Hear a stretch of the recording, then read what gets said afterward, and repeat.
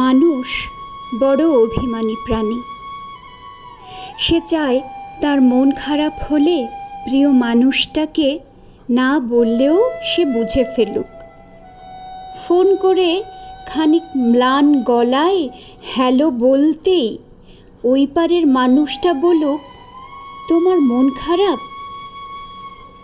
তার এলোমেলো চুল, খানিকটা লাল চোখ দেখে বলুক, তোমার ঘুম হয়নি রাতে, দুঃস্বপ্ন দেখেছ, টেনশন করছো কিছু নিয়ে। সে চায় মানুষটা বুঝুক, কখন শক্ত করে বুকের সাথে চেপে ধরতে হয়, চোখের সামনে আলতো করে হাত ছুঁয়ে বন্ধ করে দিতে হয় চোখের পাতা।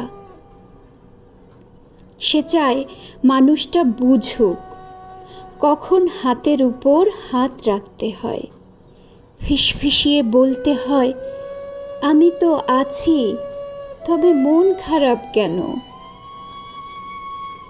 সে চায় মাঝরাত্রিতে সে টের পাক, পাশের মানুষটা তার মাথার নিচে সরে যাওয়া বালিশটা ঠিক করে দিচ্ছে।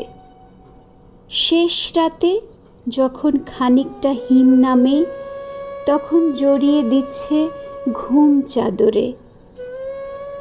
সে চায় তার জন্যেও কেউ মাঝরাত্রিতে বাড়ি ফেরার অপেক্ষায় থাকুক, মনে রাখুক তার জন্মদিনের কথা, প্রথম দিনের কথা, স্পর্শ অনুভূতির কথা। সে চায় তাকে ছুঁয়ে দেখতে গিয়ে কেউ মিথ্যে মিথ্যে অজুহাত বানাক, কেউ কপাল ছুঁয়ে বলুক, দেখি দেখি তোমার জ্বর হয়নি তো। অভিমানে দূরে সরে যেতে চাইতেই কেউ বলুক, খানিক ভুল করেছি বলে দূরে সরে যেতে হবে, তবে এই যে এত ভালোবাসি, তাতে আরও কাছে আসা যায় না, আরও আরও কাছে, অনেক অনেক কাছে।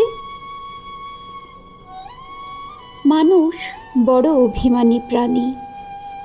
তারা দুজনই কেবল ভাবে এসবই ওই মানুষটা করুক, ওই অন্য মানুষটা, কিন্তু শেষমেশ করা হয় না কারোরই। তাই কাছে আসার রঙিন দিনেরা ক্রমাগত দূরে যাওয়ার ধূসর বিবর্ণ গল্প হয়। মানুষ বড্ড অভিমানী প্রাণী। অভিমানে সে ক্রমশই দূরে চলে যায় আর বুকে পুষে রাখে এক সমুদ্র আক্ষেপ। মানুষ বড় অভিমানী প্রাণী।